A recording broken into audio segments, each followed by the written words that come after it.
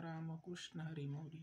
आम्ही राजा टाकळीकर आपल्या सर्वांसाठी संतांची व देवाची सेवा व्हावी म्हणून घेऊन आलो आहोत. संतांची महिमा व संतांची कीर्ती, त्याचप्रमाणे संतांच्या ग्रंथातील सुवर्ण अक्षरांचा आस्वाद व संतांच्या अमृतमय वाणीतील गोडवा आपल्यापर्यंत पोहोचण्याची ही देवाची सेवा करत आहोत. याचा तुम्ही अवश्य लाभ घ्यावा ही नम्र विनंती. रामकृष्ण हरी माऊली.